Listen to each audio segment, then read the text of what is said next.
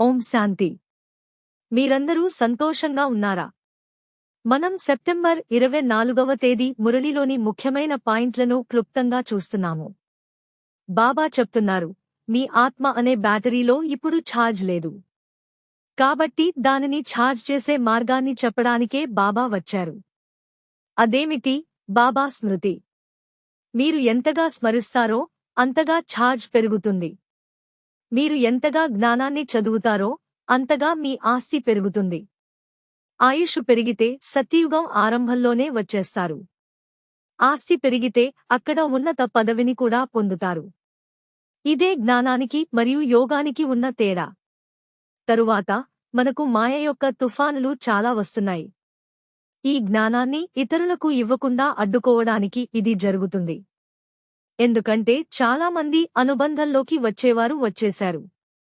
వారు రిద్ధి సిద్ధులు చూపిస్తున్నారు, ఎందుకు దర్శనాలు కూడా చూపిస్తున్నారు. అలాంటి మ్యాజిక్లు ఉన్నప్పుడు ప్రజలు వాటి వెనకే వెళ్తారు కదా.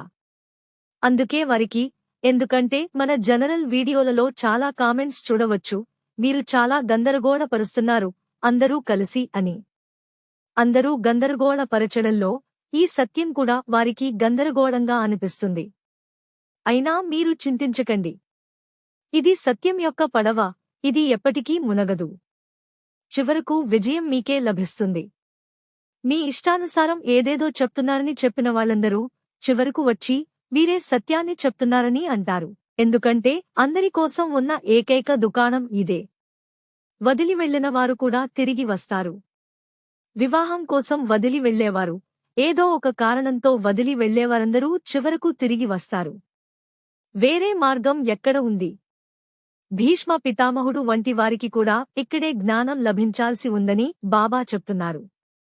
ఈ ఒక్క జన్మ మాత్రమే ఆత్మస్పృహ కలవారయ్యేందుకు ఉన్న జన్మ, ఎందుకంటే అర్ధకల్పం దేహ స్పృహలో ఉన్నాము, అది ఒక మైకం.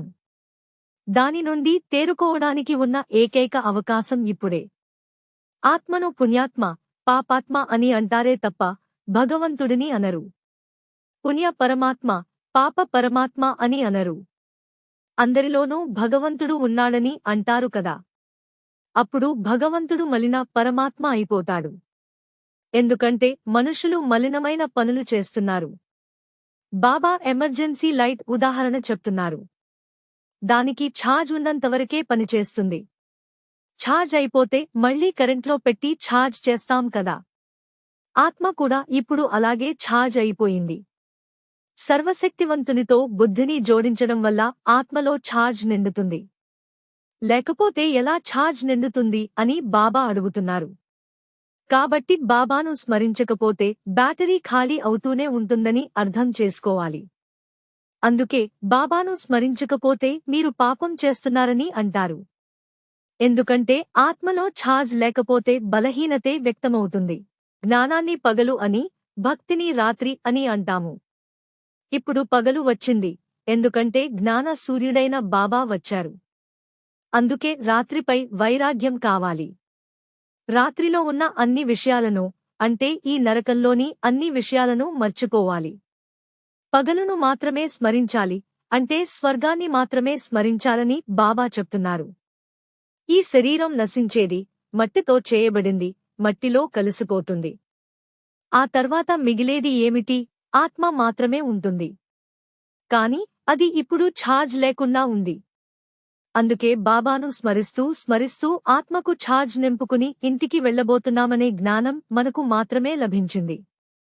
ప్రపంచంలో ఎవరికీ తెలియదంటే మీరు ఎంత పెద్ద బుద్ధిశాలులు అవుతున్నారో అర్థం చేసుకోండి. కానీ బుద్ధిశాలురై కూడా దానిని అప్లై చేయకపోతే వృధా. ఎందుకంటే బాబాను పిలిచింది ఆత్మకు శక్తి లేదని, బాబా వచ్చి శక్తిని నింపమని. అప్పుడు స్మరిస్తేనే శక్తి పెరుగుతుంది. స్మరించడానికి ప్రేమ ఉండాలి. ఎంత ప్రేమ ఉండాలంటే, బాబా, మేము కేవలం మీవారమే, మీతో పాటే ఇంటికి వస్తామని చెప్పాలి. ఎలాగైతే ఒక అమ్మాయికి పెళ్లయ్యాక అత్తవారింటికి తల్లిదండ్రులు తీసుకువెళ్లి వదులుతారో, అలాగే బాబా మనల్ని తీసుకువెళ్తున్నారు. కేవలం అమ్మాయిని అలా వదిలేస్తారా? నైటీతో వదులుతారా? బాగా అలంకరించి పంపుతారు కదా. అలాగే బాబా మనకు దైవీ గుణాలు అనే అలంకారం చేసి పంపుతున్నారు. కానీ దానిలో ఏమైనా అసురీ గుణాలు దాగి ఉన్నాయా అని ఎప్పటికప్పుడు తనిఖీ చేసుకుంటూ ఉండాలి.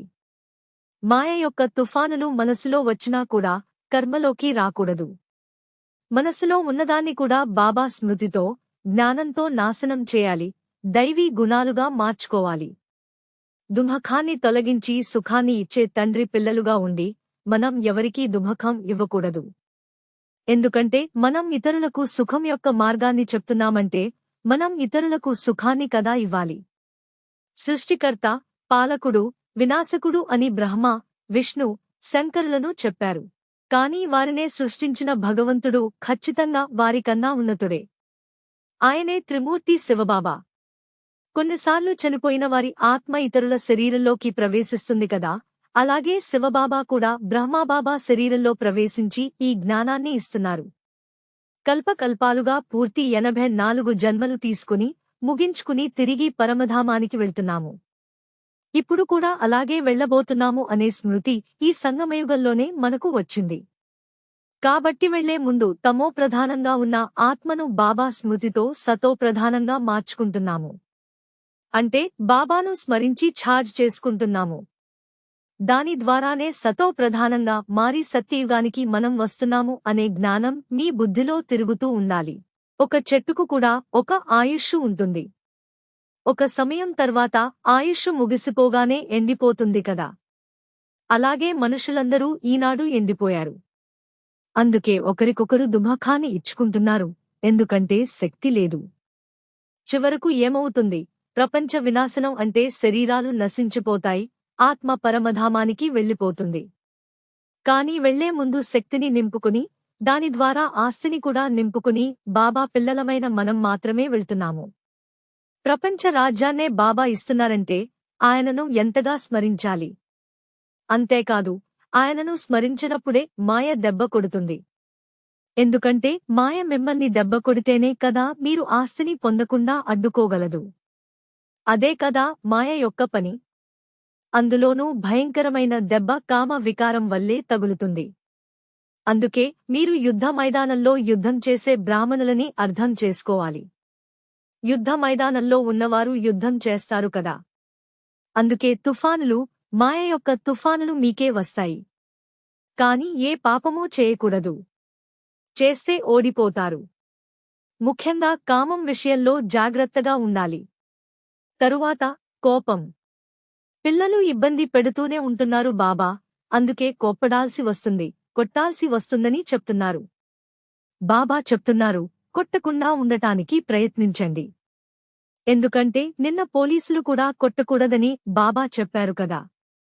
భక్తిలో కృష్ణుడిని రోటికి కట్టేశారని చూపించినట్లు అలాగైనా కట్టేయండి. తినడానికి తిండి పెట్టకుండా ఏడ్చి ఏడ్చి ఇంకెప్పుడూ చేయము అని పిల్లలు అంటారు. అయినా పిల్లలు కాబట్టి మళ్లీ తప్పు చేస్తూనే ఉంటారు. మీరే బుద్ధి చెప్పి నేర్పించాలి. ఎందుకంటే బాబా రోజూ చెప్తున్నారు, వికారాలలోకి వెళ్ళకండి, వెళ్తే కులానికి కళంకం తెస్తారని. అయినా మీరు మళ్లీ పడిపోతున్నారు కదా. అయినా బాబా ఓర్పుతో రోజూ చెప్తున్నారు కదా. ఓటమి తర్వాత మళ్లీ విజయం సాధిస్తారు, మళ్లీ ఓటమి పాలవుతారు, మళ్లీ విజయం సాధిస్తారు. చివరకు విజయం స్థిరపడిపోతుంది. అలాగే పిల్లలు కూడా ఖచ్చితంగా మారుతారు. అందుకే ఓర్పుతో చెప్పి నేర్పించండి.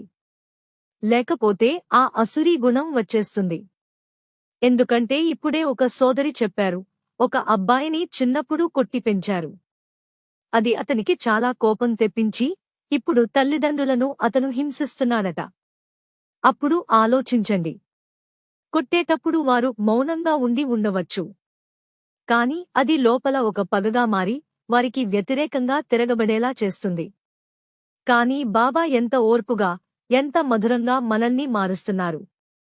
అదే నమ్మకాన్ని మనం ఇతరుల మీద, మన పిల్లల మీద కూడా పెట్టాలి. ఈ ప్రపంచమంతా ఒక శ్మశానంలా ఉంది కదా, అది నశించిపోబోతోంది. నశించిపోయిందనే అనుకోండని బాబా అంటారు. మీరు దాని నుండి సంగమయుగానికి వచ్చేశారు. చనిపోబోయేవారిని ఎవరూ ప్రేమించరు కదా. అలాగే ఈ ప్రపంచం నశించిపోయింది అన్నప్పుడు ఎందుకు దానిమీద మీ బుద్ధిపోతోంది? మీరు మీ పనిగా బాబాను బాగా స్మరిస్తే ఆత్మ బ్యాటరీ నిండుతుంది, బ్యాటరీ ఛార్జ్ అవుతుంది. కొందరు పిల్లలు మంచి మురళీ చెప్పినా కూడా ఆ యోగ బలం లేదు. అందుకే మీరు ఇచ్చే జ్ఞానం వారి హృదయాన్ని తాకడం లేదని బాబా చెప్తున్నారు. నాటకంలో ఉంటే చూసుకోవచ్చులే అని చెప్పేవారికి బాబా చెప్తున్నారు, సరే, నాటకమే కదా మిమ్మల్ని ఇప్పుడు పురుషార్థం చేయిస్తోంది. అందుకే కదా మీరు బాబా పిల్లలుగా ఉన్నారు. అప్పుడు పురుషార్థం చేయండి అని బాబా చెప్తున్నారు. ఆ స్వామీజీలు, మత పెద్దలు, వారికి చాలా వేద శాస్త్రాలు తెలుసనే గర్వం ఉంది. కాని చివరకు అవన్నీ ముగిసిపోయి ఇక్కడికి వచ్చేస్తారు కదా. వారి దగ్గర ఉన్న సమూహమంతా బ్రహ్మకుమారీల వైపు వచ్చినప్పుడు వాటంతటా అవే వారి అహంకారం విరిగిపోతుంది. ఇవన్నీ చివర్లో ఖచ్చితంగా జరుగుతాయి. ఈనాడు మనం చూస్తున్నాం కదా, సద్గురు రవిశంకర్ వంటి ఎందరో స్వామీజీలు అందరూ చివరకు వస్తారు, రాక తప్పదు. ఇప్పుడే ఏఆర్ రెహమాన్ గారు విదేశాలలో తరచుగా బ్రహ్మకుమారీ సెంటర్కు వెళ్తున్నారు. కాబట్టి సమయం దగ్గరపడిందని దీని ద్వారా మనం తెలుసుకోవచ్చు. ప్రముఖులు కూడా బ్రహ్మకుమారీల వైపు వస్తున్నారంటే సమయం దగ్గరపడింది. కాబట్టి త్వరగా పురుషార్థం చేయాలి. ఇప్పుడు ఇది పాత ప్రపంచానికి, కొత్త ప్రపంచానికి ఉన్న తేడాను బాబా చెప్తున్నారు. ఇక్కడ ఏ వస్తువులోనూ శక్తి లేదు. స్వర్గంలో బంగారు భవనాలు నిర్మించేంత బంగారం ఉంటుంది. కాని ఇక్కడ గనులలోనే బంగారం లేదు. ప్రభుత్వం కూడా బయట అప్పులు చేయాల్సి వస్తోంది. కాని అక్కడ ఎంత సంపద ఉంటుందంటే గోడలకు కూడా మీరు వజ్రవైఢూర్యాలను పొదుగుతారు. అంత ధనవంతులుగా ఉంటారు. దాని స్మృతే అలావుద్దీన్ ఒక దీపాన్ని రుద్దగానే భవనం వచ్చిందని చూపించింది. బాబాను స్మరిస్తూ ఉంటే మనకు సంపద పెరుగుతూనే ఉంటుంది. దివ్య దృష్టి ద్వారా స్వర్గానికి వెళ్లి చూసి వచ్చాము. అక్కడ రాజకుమారులు, రాజకుమార్తెల వేణువు కూడా వజ్రాలతో చేయబడి ఉంటుందంటే వారు ఎంత ధనవంతులుగా ఉంటారో ఊహించండి. ఇప్పుడు అలాంటి వస్తువును నగల రూపంలో ధరించినా కూడా వారిని హత్య చేసైనా దానిని దొంగిలించుకుపోతారు. ఆ ప్రపంచానికి, ఈ ప్రపంచానికి ఎంత పెద్ద తేడా ఉందో చూడండి. ఈ ప్రపంచం అయ్యో అలా ఉంది. లక్ష్మీనారాయణల రాజ్యం ఆహా ఓహో అని అద్భుతంగా ఉంటుంది. వారు మాత్రమే ఉంటారా? లక్ష్మీనారాయణలతో పాటు చాలామంది ప్రజలు ఉంటారు కదా. అలాంటి స్వర్గానికి మనం అధిపతులుగా ఉండేవాళ్లం. అంతేకాదు, నరకంలో కూడా ఆరంభంలో సోమనాథుని ఆలయాన్ని వజ్రవైఢూర్యాలతో కట్టామంటే మనం ఎలా ఉండేవాళ్లమో ఊహించండి. ఆత్మశక్తిని కోల్పోతూ ఉండగా ఏమవుతుంది? ఆ ఆలయాలన్నింటినీ మొఘల్ రాజులు, బ్రిటిష్ వారు దోచుకుని వెళ్లిపోయారు. వారికి ఎక్కడ పెట్టాలో తెలియక సమాధులలో పెడతారట ఆ వజ్రాలను. వాటినే మొఘల్ రాజులు సమాధులలో పెడతారు. తాజ్ మహల్ వంటి వాటిలో కింద ఏదో ఒక అండర్ గ్రౌండ్ ఉన్నట్లుగా ఉంటుంది. అక్కడ ఉంచారట. దానినే బ్రిటిష్ వారు దోచుకుని వెళ్లిపోయారట. చివరకు తినడానికి తిండి లేని స్థితిలో ఉన్నాము. కాని అన్నీ నిండిన ప్రపంచం త్వరలోనే రాబోతోంది. దానికి ముందు మీరు ఏం చేయాలి? ఆత్మ అనే బ్యాటరీని బాబాను స్మరించి బాగా ఛార్జ్ చేసి పవిత్రంగా మార్చేయాలి, అంతే. కానీ దీనిలోనే మాయ యొక్క యుద్ధం ఉంటుంది. బాబాను స్మరించకుండా ఇది చూడు, అది చూడు అని మీ మనసును ఇతర విషయాలలో బిజీగా ఉంచడానికి ప్రయత్నిస్తుంది. మోసపోకూడదు. మిమ్మల్ని మీరే రక్షించుకోవాలి. ఆ రక్షించుకోవడం ఎలాగో బాబా వరదానంలో చెప్పి ఉంటారు. బాబా స్మృతి అనే గొడుగు నీడలో ఉంటే మాయ లోపలికి రాలేదు, విజయం సాధిస్తారని అన్నారు. అప్పుడు మీకు ఏదీ అడ్డంకిగా అనుభవం కాదు. కష్టమైన విషయాలన్నీ చాలా తేలికగా, దూదిలా తేలికగా అనుభవం అవుతాయని అన్నారు. తదుపరి ముఖ్యమైన విషయం, తృప్తి అనే దైవీ గుణం ఎప్పుడూ ధారణ అయి ఉండాలి. అప్పుడే భగవంతుడికి మీరు నచ్చుతారు, ఇతర మనుషులకు మీరు నచ్చుతారు. ఎందుకు? మీకే మీరు అప్పుడు నచ్చుతారు. ఏది జరిగినా తృప్తిగా ఉండాలి. వాపోయేవారిని ఎవరికైనా ఇష్టమా? ఈనాడు భక్త ఆత్మలు తల్లడిల్లిపోతున్నాయి. దుఃఖంలో సహాయం కోసం తమ ఇష్ట దైవాలను పిలుస్తున్నాయి. వారు మీరే కదా. అప్పుడు మీరు వారికి ఎలా సహాయం చేయగలరు? మొదట మీ స్మృతిని తీవ్రతరం చేసుకోండి. తరువాత జ్ఞానంలో ఏమేమి వింటున్నారో దానిని అచ్చం గుణాలుగా మార్చుకోండి.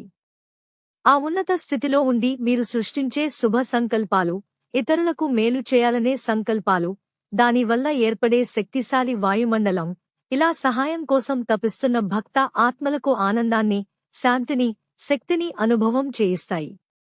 అలా చేయించడం కోసమే మనకు గుడి కట్టి పూజిస్తున్నారు. దానిని మనం చేయాలి కదా. చాలా శక్తివంతమైన మురళి. ఓం శాంతి. లవ్ యూ బాప్ దాదా. థాంక్యూ బాప్ దాదా. సంతోషంగా ఉండండి, చల్లగా ఉండండి.